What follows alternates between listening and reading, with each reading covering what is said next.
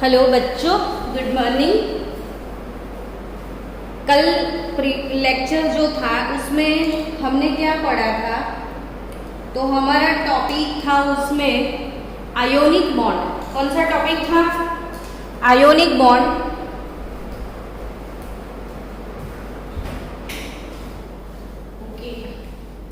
और ionic bond कैसे बनता है, दो आयंस के बीच में कौन कौन से फोर्स प्रेजेंट होते हैं, वो सब कुछ एक्सप्लेन किया था। आपको पॉजिटिव और नेगेटिव आयन मिलके लेटिस का फॉर्मेशन कैसे होता है वो भी सिखाया था। ये डेफिनेशन है आयोनिक बॉन्ड की। थोड़ा रिवाइज भी कर लो कि the bond formed by the complete transfer of electron from the valence shell of an electropositive atom to the electronegative atom by achieving nearest inner gas configuration is known as ionic bond। Detail पूरा हमने पढ़ लिया है। आज क्या पढ़ेंगे? कैसी feeling आ रही होगी, है ना आपको? तो आज का टॉपिक है factors governing the formation of ionic bond. कौन कौन से ऐसे फैक्टर्स हैं जिसकी वजह से आयोनिक बॉन्ड बनने वाला है, वो आज आपको सीखना है। तो आयोनिक बॉन्ड के फॉर्मेशन में फर्स्ट फैक्टर कौन सा है? तो फर्स्ट फैक्टर है the formation of a positive ion, the formation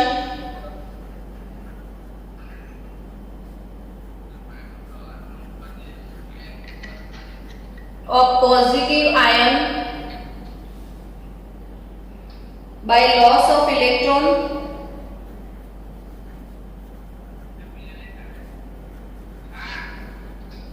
और second thing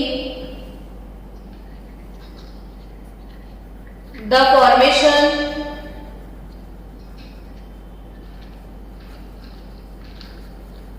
of negative ion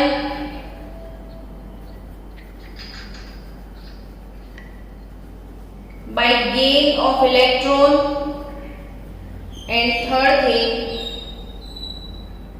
holding the positive and negative ion by electrostatic force of attraction। तो third factor कौन सा है कि भाई इलेक्ट्रोस्टैटिक अट्रैक्शन कितना है उस पर डिपेंड करता है। तो holding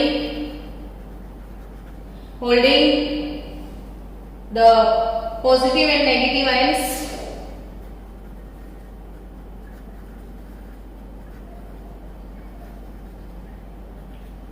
by force of attraction, electrostatic attraction।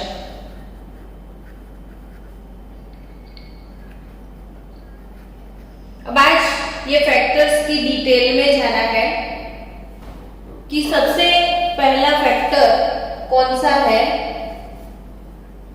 वो पढ़ेंगे हम। तो first of all ionic bond के ऊपर इफेक्ट करता है वो फर्स्ट फैक्टर है आयोनाइजेशन एंथैल्पी। चलो सबसे पहला फैक्टर यहाँ पे है क्या? तो positive ion by loss of electron. अब पॉजिटिव आयन कैसे बनता है?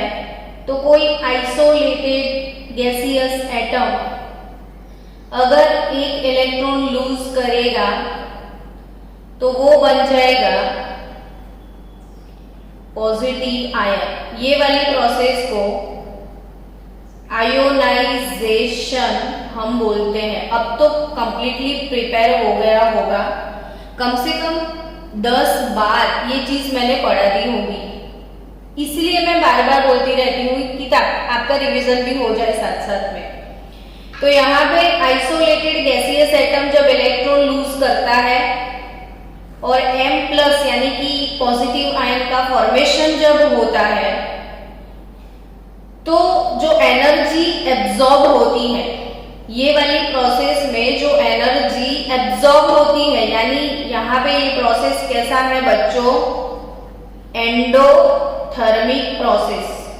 जो प्रोसेस में हीट एब्जॉर्ब होता है उसको क्या बोलते हैं, एंडोथर्मिक प्रोसेस। तो सोडियम की बात की जाए, अगर मैग्नीशियम की बात की जाए, चलो सोडियम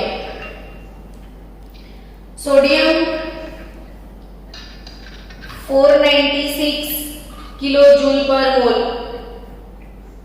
एनर्जी अगर एब्जॉर्ब करता है तो सोडियम कैटायन का फॉर्मेशन होता है।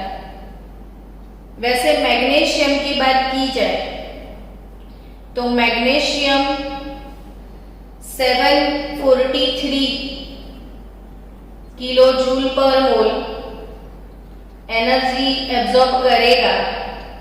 तो मैग्नीशियम प्लस और इलेक्ट्रॉन, इसकी फर्स्ट आयोनाइजेशन एंथैल्पी है ये। तो यहां पे समझो कि सोडियम जो है इसका आयोनाइजेशन एंथैल्पी मैग्नीशियम से कम है। सोडियम का मैग्नीशियम से लेस आयोनाइजेशन एंथैल्पी है। सोडियम को सिर्फ 496 प्रोवाइड करेंगे तो वो सोडियम कैटायन प्रोड्यूस करेगा, और मैग्नीशियम को तो 743 चाहिए। अब मैग्नीशियम की बात समझो कि मैग्नीशियम जो है वो कौन से ग्रुप का एलिमेंट है, तो मैग्नीशियम सेकेंड ग्रुप का एलिमेंट है। पीरियोडिक टेबल में मैग्नीशियम का ग्रुप कौन सा है बच्चों, मैग्नीशियम सेकेंड ग्रुप का एलिमेंट है। Mg का sir 12 alkaline earth metals, S block में मैग्नीशियम है। इसका कॉन्फ़िगरेशन, चलो ना इसका लुईस डॉट रिप्रेजेंटेशन बनाते हैं। मैग्नीशियम के पास 2 इलेक्ट्रॉन है, अब उसको पहला इलेक्ट्रॉन लूज करना है और मैग्नीशियम कैटायन बनता है। एक इलेक्ट्रॉन और भी है इसके पास, और फर्स्ट इलेक्ट्रॉन रिमूव करने के लिए जो एंथैल्पी प्रोवाइड करते हैं उसको फर्स्ट आयोनाइजेशन एंथैल्पी बोलते हैं। याद है ना आपको, what is first ionization enthalpy? तो फर्स्ट इलेक्ट्रॉन को रिमूव करने के लिए जो एनर्जी प्रोवाइड करते हैं वो फर्स्ट आयोनाइजेशन एंथैल्पी। चलो अब मैग्नीशियम कैटायन जिसके पास और एक इलेक्ट्रॉन है वो दूसरा इलेक्ट्रॉन रिलीज करना है, तो वो बन जाएगा मैग्नीशियम +2।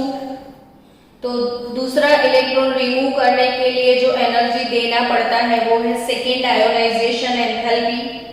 अब समझो कि दोनों इलेक्ट्रॉन को रिमूव करना है। अब 2 इलेक्ट्रॉन को रिमूव करोगे तो overall total Mg plus cut magnesium gives Mg +2 electron. इसने 2 इलेक्ट्रॉन लूज किए तो total ionisation enthalpy delta IH3 कितना होगा, मतलब टोटल नेट आयोनाइजेशन एंथैल्पी। तो delta IH1 plus delta IH2, समझे आप? यानी फर्स्ट इलेक्ट्रॉन को रिमूव करने के लिए 743 दे दिया। अब सेकेंड इलेक्ट्रॉन को रिमूव करोगे तो वो फर्स्ट से भी ज्यादा होती है। आपको पता होगा कि second ionization enthalpy is always greater than that of first ionization enthalpy, क्योंकि एक इलेक्ट्रॉन लूज करने के बाद जो कैटायन बनता है, पेरेंट एटम मैग्नीशियम और कैटायन बनेगा तो वो छोटा हो जाएगा। अब Mg2 बनेगा तो और छोटा हो जाएगा, तो इसको बहुत ही ज्यादा एनर्जी प्रोवाइड करनी पड़ती है। अब आप ये सोचोगे ये सब क्यों सिखाया मैडम, तो एकदम ध्यान से फिर से सुनो कि आयोनिक बॉन्ड कब बनेगा, जब आयंस इजीली अवेलेबल होते हैं तब। फिर से एक बार सुनो, आयोनिक बॉन्ड कब बनेगा, तो जब इजीली आयंस अवेलेबल होते हैं तब बनता है। अब मुझे आपसे एक आंसर चाहिए कि मेरे पास सोडियम और मैग्नीशियम है, तो सोडियम और मैग्नीशियम में इजीली कैटायन कौन फॉर्म करेगा? तो आप बोलोगे ऑब्वियसली सोडियम। क्यों मैग्नीशियम इजीली नहीं करेगा? तो मैग्नीशियम को 2 इलेक्ट्रॉन लूज करने पड़ेंगे। 2 इलेक्ट्रॉन लूज करने के लिए देखो, पहला ही मैग्नीशियम से इतना ज्यादा है तो दूसरा तो 1000 की रेंज में होगा। ये 743 है। उसकी दूसरी जो आयोनाइजेशन एंथैल्पी है, सेकेंड आयोनाइजेशन एंथैल्पी, वो तो फर्स्ट से भी बहुत बहुत ज्यादा होगी। तो फिर वो कहां से इलेक्ट्रॉन लूज कर पाएगा? जल्दी से इलेक्ट्रॉन मैग्नीशियम लूज नहीं कर पाता है और सोडियम जल्दी से लूज करता है। तो ज्यादा आयोनिक कैरेक्टर सोडियम में होगा मैग्नीशियम के बदले। तो ज्यादा आयोनिक कैरेक्टर किस में होगा? सोडियम में। तो स्ट्रॉन्ग आयोनिक बॉन्ड का फॉर्मेशन सोडियम कर सकता है मैग्नीशियम की कंपैरिजन में। अब चलो एल्यूमिनियम की बात करते हैं। ये चीजें JEE नीट के लिए काफी इंपॉर्टेंट है। मैं बार बार बोल रही हूं, नहीं समझ में आता है तो फिर से मुझे पूछ लेना। आयोनिक बॉन्ड, उसमें आयंस होते हैं। सोडियम कैटायन इजीली फॉर्म हो जाता है। अभी आपने देखा कि मैग्नीशियम को 2 इलेक्ट्रॉन लूज करने हैं और एल्यूमिनियम को 3 इलेक्ट्रॉन लूज करने हैं। तो सोडियम को सिर्फ एक ही बार आयोनाइजेशन एंथैल्पी चाहिए, मैग्नीशियम को फर्स्ट और सेकेंड 2 आयोनाइजेशन एंथैल्पी चाहिए, एल्यूमिनियम को फर्स्ट, सेकेंड और थर्ड 3 आयोनाइजेशन एंथैल्पी चाहिए। और अल्टीमेटली ये तीनों का टोटल होता है। फर्स्ट अगर X है, सेकेंड इलेक्ट्रॉन रिमूव करने के लिए सपोज y किलो जूल पर मोल एंथैल्पी दिया, थर्ड इलेक्ट्रॉन को रिमूव करने के लिए सपोज Z दिया, तो टोटल 3 इलेक्ट्रॉन को निकालने की जो आयोनाइजेशन एंथैल्पी है वो क्या होती है? X + Y + Z। और आपको पता होगा शायद, या नहीं पता है तो मैं बताती हूँ। इसकी 3158 किलो जूल पर मोल है। सोचो अब एल्यूमिनियम 3 बनाना है। ध्यान से समझो, मुझे पता नहीं आज इतना कॉन्फिडेंस नहीं आ रहा है कि आपको समझ में आता होगा। देखो एल्यूमिनियम जो है उसको 3 इलेक्ट्रॉन लूज करने हैं और 3 इलेक्ट्रॉन लूज करने के बाद क्या बनाने का है? Al+3 cation. तो उसके लिए कितना एनर्जी चाहिए? तो 3158 किलो जूल पर मोल। ओ बाबा रे, इतनी सारी! इसको देखो, सिर्फ और सिर्फ कितनी चाहिए? 496। इसको कितनी चाहिए? 315। अब आप सोचो कि कौन सा कैटायन इजीली फॉर्म हो जाएगा? Na+ जल्दी बन जाएगा या Al+3 जल्दी बन जाएगा? तो आपका आंसर ऑब्वियसली होगा Na+। यानी कि Na+ में से Na+ कैटायन इजीली बन जाता है। तो ऑब्वियसली Na+ को ऐसी ही फीलिंग आएगी कि मैं तो आयोनिक बॉन्ड बनाऊंगा। लेकिन एल्यूमिनियम की बात देखो, एल्यूमिनियम का कैटायन इजीली नहीं बन रहा है। कोई आपको इतना सारा हीट प्रोवाइड करे तो आप कितने गर्म हो जाओगे, अनस्टेबल हो जाओगे। गर्मी किसको अच्छी लगती है? किसी को भी नहीं। अब आप इतना हीट प्रोवाइड करोगे तो ये बेचारा अनस्टेबल हो जाता है। इसीलिए एल्यूमिनियम के जो कंपाउंड होते हैं जैसे AlCl3, तो आप सोचोगे कि भाई इसमें तो Al+3 और 3Cl- है, ऐसा ही सोचोगे। तो ऑब्वियसली आपके दिमाग में यही चीज आएगी कि ये कैटायन, ये एनायन, तो ये आयोनिक बॉन्ड। लेकिन नहीं, एल्यूमिनियम को आयन बनने में बहुत देर लगती है, बहुत ज्यादा एनर्जी चाहिए, सो दैट वो अनस्टेबल हो जाता है। इसीलिए ये वाले बॉन्ड में कोवैलेंट कैरेक्टर इंक्रीज हो जाता है। जब मैं इलेक्ट्रॉन लूज नहीं कर पाती हूँ तो मैं शेयरिंग कर लूंगी, जो लोग इलेक्ट्रॉन लूज करना नहीं चाहते हैं वो लोग शेयरिंग करेंगे। वो लोग क्या करेंगे? शेयरिंग कर लेंगे। तो अब आपको ये सोचना है यहाँ पे कि NaCl, MgCl2 और AlCl3 ये नीट में ऐसे क्वेश्चंस आते हैं बच्चों।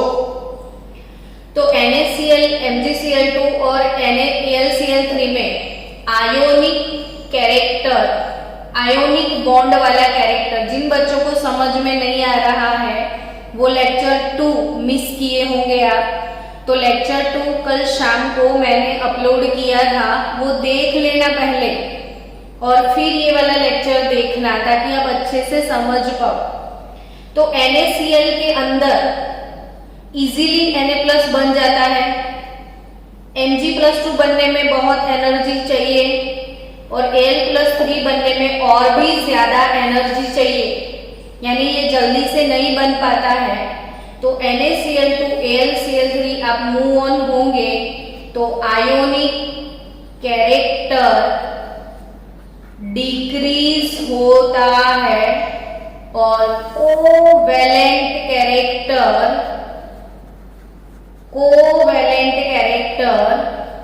इंक्रीज होता है। यानी कि AlCl3 जो है वो थोड़ा आयोनिक और थोड़ा कोवेलेंट भी है। ऐसा कभी नहीं होता कि भाई कोवेलेंट बॉन्ड है तो वो प्योरली कोवेलेंट नहीं होता, उसमें थोड़ा आयोनिक कैरेक्टर भी होता है। और कोई आयोनिक बॉन्ड है तो उसमें थोड़ा कोवेलेंट कैरेक्टर भी होता है। तो यानी कि जो AlCl3 है वो आयोनिक कम होता है, कोवेलेंट ज्यादा होता है, क्योंकि Al+3 बनना बहुत इजी गोइंग नहीं है। जो इजीली कैटायन बनाता है सिर्फ वो ही आयोनिक बॉन्ड बनाता है। समझ गए होंगे आप। चलो नेक्स्ट फैक्टर कौन सा है? तो हमारा नेक्स्ट फैक्टर है electron gain enthalpy. Next factor कौन सा है? इलेक्ट्रॉन गेन एंथैल्पी और electron affinity. Electron gain enthalpy और electron affinity. Electron gain enthalpy को हम बोलते हैं डेल्टा EGH। EG यानी इलेक्ट्रॉन गेन, H यानी एंथैल्पी, EA यानी इलेक्ट्रॉन एफिनिटी। तो इलेक्ट्रॉन एफिनिटी और इलेक्ट्रॉन गेन एंथैल्पी दोनों एक ही टर्म है, लेकिन सिर्फ उनका साइन ऑपोजिट होता है। सो जितनी इलेक्ट्रॉन एफिनिटी ज्यादा होगी उतनी ज्यादा एनर्जी रिलीज होती है और इजीली नेगेटिव आयन प्रोड्यूस हो जाते हैं। तो जितने इजीली नेगेटिव आयन प्रोड्यूस होते हैं उतना जल्दी आयोनिक बॉन्ड बनता है। तो आयोनिक बॉन्ड की बात की जाए तो जैसे फर्स्ट ग्रुप है, फर्स्ट ग्रुप यानी हाईली इलेक्ट्रोपॉजिटिव ग्रुप, ये भी मैंने कल वाले लेक्चर में बहुत अच्छे से एक्सप्लेन किया है। ये 17 ग्रुप यानी हाईली इलेक्ट्रोनेगेटिव ग्रुप, इसको सिर्फ एक लूज करना है तो वेरी लो आयोनाइजेशन एंथैल्पी, इसको एक गेन करना है तो very high electron gain enthalpy, electron gain delta EGH। तो वेरी लो आयोनाइजेशन एंथैल्पी यानी जो इजीली इलेक्ट्रॉन लूज करेगा वो पॉजिटिव आयन बना देगा। जिसकी इलेक्ट्रॉन गेन एंथैल्पी बहुत ज्यादा होती है वो भी इजीली नेगेटिव आयन बनाता है। और जितना जल्दी पॉजिटिव और नेगेटिव आयन बन जाता है उतना ही जल्दी उनका अरेंजमेंट हो जाता है और आयोनिक बॉन्ड फॉर्म हो जाता है। तो अब सोचो कि क्लोरीन एक इलेक्ट्रॉन गेन करेगा तो क्लोराइड माइनस बनाएगा, तब वो हीट रिलीज करता है कितनी 348 किलो जूल पर मोल। लेकिन आप सोचो ऑक्सीजन की बात देखो, तो ऑक्सीजन एक इलेक्ट्रॉन गेन करेगा, O माइनस प्रोड्यूस करेगा, फिर O माइनस फिर से एक इलेक्ट्रॉन गेन नहीं कर सकता, मैंने सिखाया है। इसकी सेकेंड इलेक्ट्रॉन गेन एंथैल्पी जो है वो पॉजिटिव होती है, फर्स्ट वाली नेगेटिव। फर्स्ट टाइम रिलीज करेगा, सेकेंड टाइम वो एब्जॉर्ब कर लेगा। यानी ये oxide -2 banana is not so easy going thing, लेकिन क्लोराइड इजीली बन जाएगा। तो सोचो आपकी आयोनिक कैरेक्टर क्लोरीन में ज्यादा होगा, ऑक्सीजन में कम होगा। आयोनिक कैरेक्टर किस में ज्यादा होगा? क्लोरीन में, क्योंकि वो इजीली नेगेटिव आयन का फॉर्मेशन करता है।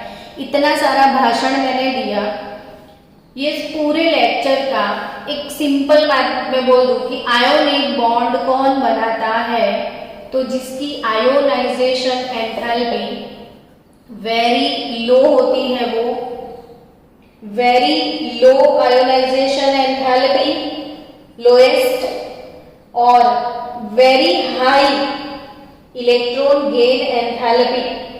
तो लोएस्ट आयोनाइजेशन एंथैल्पी के साथ हाईएस्ट इलेक्ट्रॉन गेन एंथैल्पी, अगर ये मैचिंग फैक्टर है तो ही आयोनिक बॉन्ड बनता है।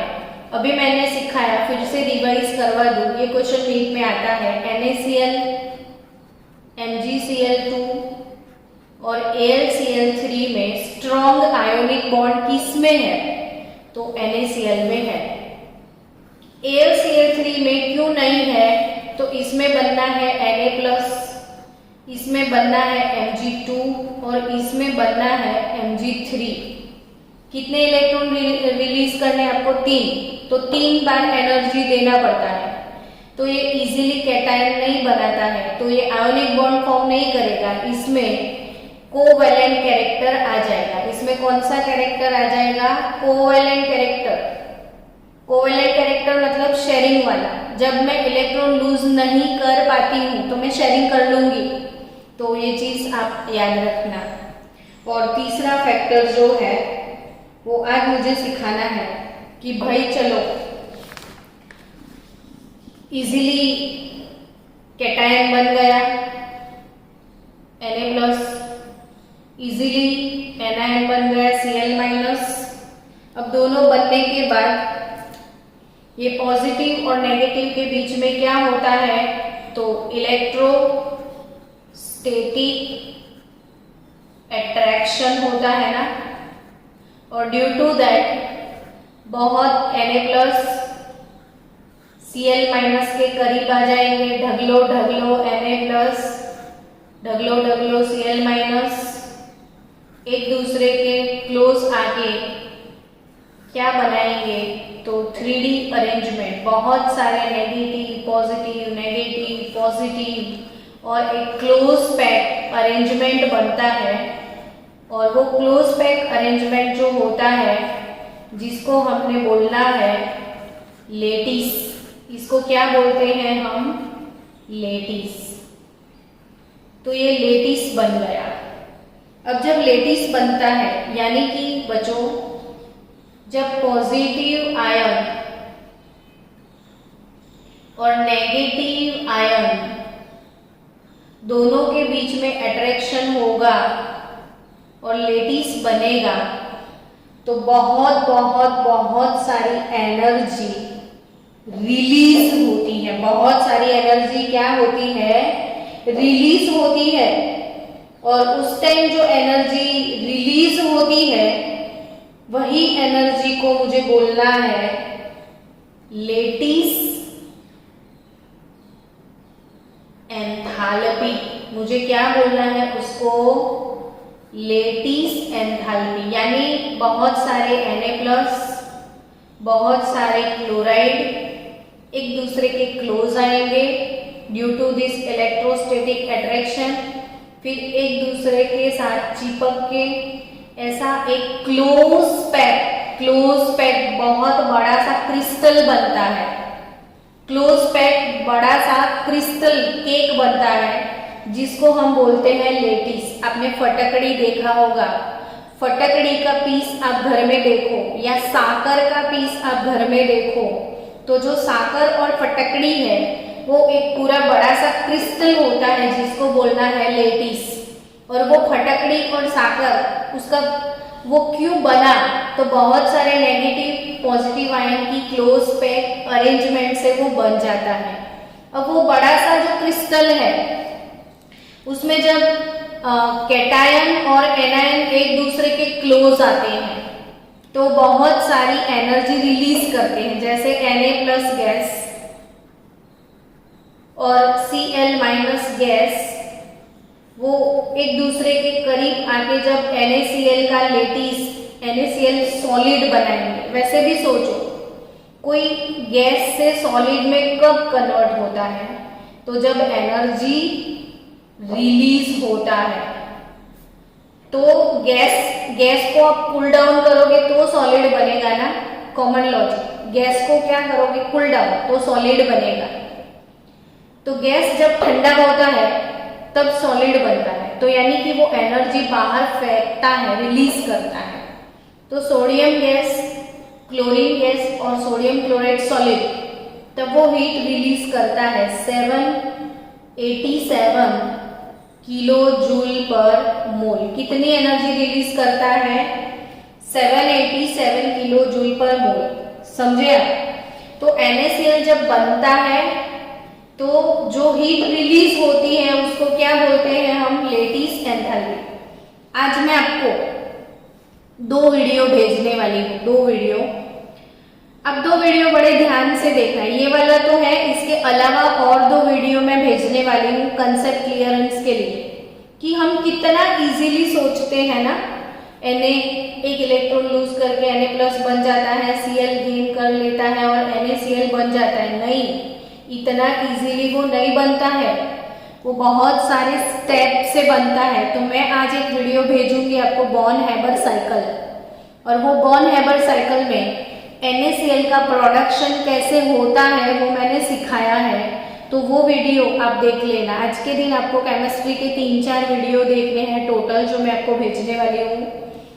Na+ gas, Cl- gas, NaCl solid कितना एनर्जी रिलीज किया, 787 किलो जूल। अब सोचो, एक कॉमन एग्जांपल है कि आपके घर में जब मोहन थाल बनता है, मोहन थाल स्वीट आप सबने खाई होगी।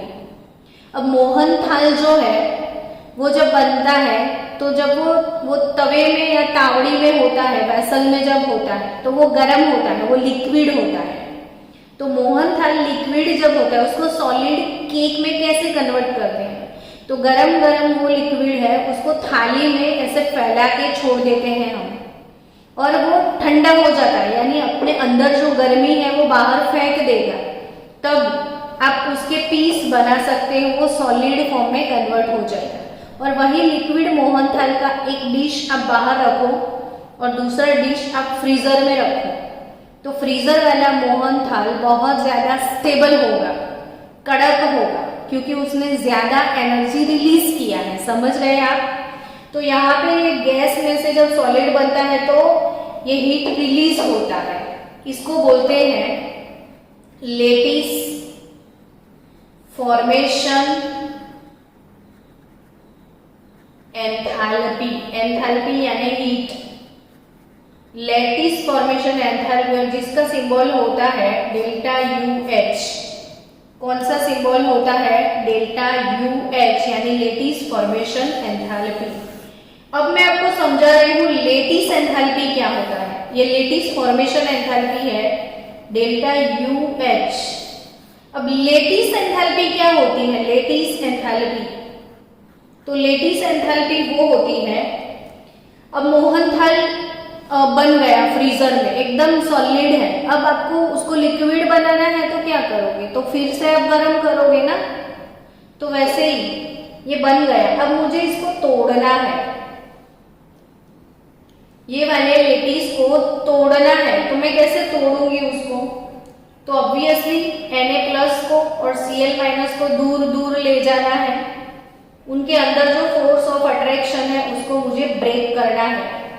Na+ और Cl- के बीच में जो फोर्स ऑफ अट्रैक्शन है उसको ब्रेक करना पड़ेगा, और ब्रेक करने के लिए जो एनर्जी प्रोवाइड होगी वो है लेटिस एंथैल्पी। तो lattice enthalpy, lattice formation enthalpy वो अलग बात है और लेटिस एंथैल्पी वो अलग बात है। लेटिस फॉर्मेशन क्या होता है, तो आप डेफिनेशन लिख दो कि the energy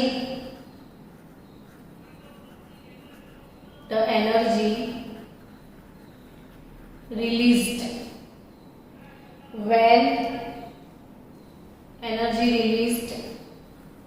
when gaseous positive ion and gaseous negative ion combine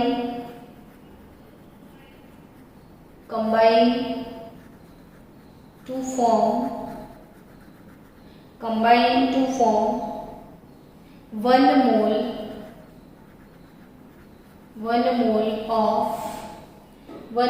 of the ionic compound is called lattice enthalpy, lattice formation enthalpy। अब सोचो कि NaCl जब बनता है तो 787 रिलीज होती है। अब मुझे उसको तोड़ना है तो 788 प्रोवाइड करना पड़ेगा ताकि Na+ और Cl- एक दूसरे से दूर हो जाए, वो क्लोज आते हैं तो लेटिस बनता है, तो 787 किलो जूल पर मोल एनर्जी रिलीज होता है। लेकिन वही लेटिस को आप 787 दोगे तो ऑपोजिट प्रोसेस हो जाएगा ना, एक दूसरे से दूर चले जाएंगे। तो लेटिस को तोड़ दिया आपने, तो तोड़ने के लिए जो एनर्जी चाहिए उसको क्या बोलोगे, लेटिस एंथैल्पी। या जोड़ने के लिए जितना रिलीज होता है उतना ही देना पड़ेगा ना, जब वो बनता है तो इतना रिलीज होता है, जब तोड़ना है तो उतना देना पड़ेगा। दोनों ही टर्म आप लेटिस एंथैल्पी बोल सकते हो। तो यहाँ पे लेटिस एंथैल्पी एक बार क्वेश्चन पूछा था कि किसकी लेटिस एंथैल्पी ज्यादा होगी, वैसा क्वेश्चन था नीट में कि NaCl, फिर कैल्शियम क्लोराइड, फिर मैग्नीशियम ऑक्साइड, इन तीनों में लेटिस एंथैल्पी किसकी ज्यादा है, वो क्वेश्चन नीट में था। तो समझो कि लेटिस को ब्रेक करना आसान नहीं होता है। जिस लेटिस को तोड़ने के लिए ज्यादा मेहनत लगती है उसकी लेटिस एंथैल्पी ज्यादा। अब ज्यादा मेहनत किस में लगेगी, तो जिसमें फोर्स ऑफ अट्रैक्शन ज्यादा होगा। तो ये जो फोर्स ऑफ अट्रैक्शन है,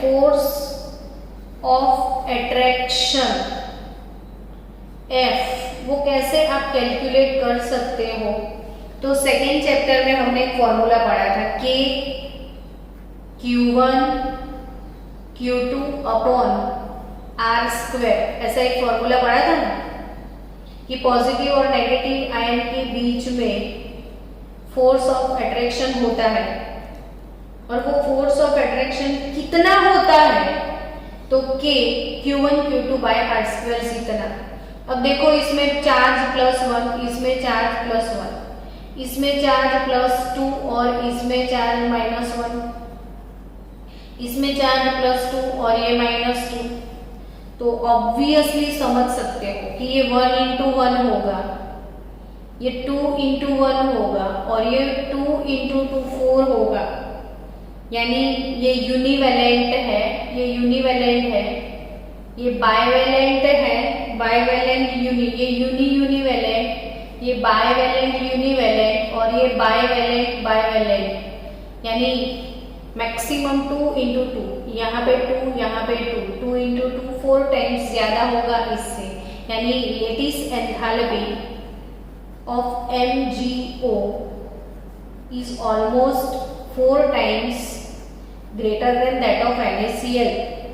और for your kind information, NaCl का अभी मैंने लिखा था 787 जितना, मैग्नीशियम का है 2254 जितना, और MgO का तो 3932 जितना लेटिस एंथैल्पी है। तो यहाँ पे इससे बहुत ज्यादा एंथैल्पी इसका है। मैग्नीशियम का। तो lattice enthalpy depends upon the force of attraction. Force of attraction अगर बहुत ज्यादा है तो जल्दी ब्रेक नहीं होगा। तो लेटिस एंथैल्पी सबसे ज्यादा किसकी है? तो मैग्नीशियम ऑक्साइड की ज्यादा है। और लास्ट फैक्टर इसका है साइज। तो साइज की मैं बात करूं, सबको पता है ना बच्चों साइज, जैसे लिथियम बहुत छोटा है और आयोडीन बहुत बड़ा है, Li की बात की जाए तो अभी अपने सीखा था कि सोडियम फिर क्लोराइड फिर सोडियम क्लोराइड, तो एक अच्छा सा लेटिस बनता है जब कैटायन और एनायन की साइज ऑलमोस्ट सेम होती है, तो एक बहुत अच्छा लेटिस बनता है। लेकिन कैटायन एनायन की साइज में बहुत ज्यादा डिफरेंस है तो वो कपल कैसा लगता है, खुद ही सोचो कि लिथियम की शादी अगर आयोडीन से करवाई जाए तो वो कपल जब मार्केट में घूमेगा तो कैसा लगेगा, वो सोचो। तो ऑब्वियसली ये इतना छोटू सा और आयोडीन इतना बड़ू सा, तो ये छोटू बड़ू का लेटिस कैसा बनेगा? तो ये लेटिस का फॉर्मेशन अच्छे से होता ही नहीं है। तो यहाँ पे आयोनिक बॉन्ड बनने के लिए फैक्टर कौन सा है? तो आयोनाइजेशन एंथैल्पी लो चाहिए, इलेक्ट्रॉन गेन एंथैल्पी हाई चाहिए, और दूसरा साइज दोनों का ऑलमोस्ट सेम चाहिए। क्यों? कि साइज डिफरेंस होगा तो लेटिस फॉर्मेशन अच्छे से नहीं होता है, लेटिस फॉर्मेशन अच्छे से नहीं होता है। तो बच्चों आज जो टॉपिक मैंने डिस्कस किए हैं वो टॉपिक कौन सा था? तो factors governing the formation of ionic bond. कौन से ऐसे फैक्टर्स हैं जो आयोनिक बॉन्ड की फेवर करते हैं, ये हमने आज सीख लिया। और इसमें IMP चीज बाई परसेंटेज आयोनिक कैरेक्टर किस में ज्यादा होता है और किस में कम होता है। और दूसरी चीज हमने सीखी लेटिस एंथैल्पी के बारे में। तो फिर से ये वीडियो बार बार आप रिवाइज करो, देखो, ताकि आपको चीजें समझ में आए। और बहुत ज्यादा समझ नहीं आया है तो भी जैसे जैसे जैसे ऐसे बहुत सारे लेक्चर आने वाले हैं, धीरे धीरे आपका कंसेप्ट क्लियर होता चला जाएगा। तो मिलते हैं नेक्स्ट लेक्चर में।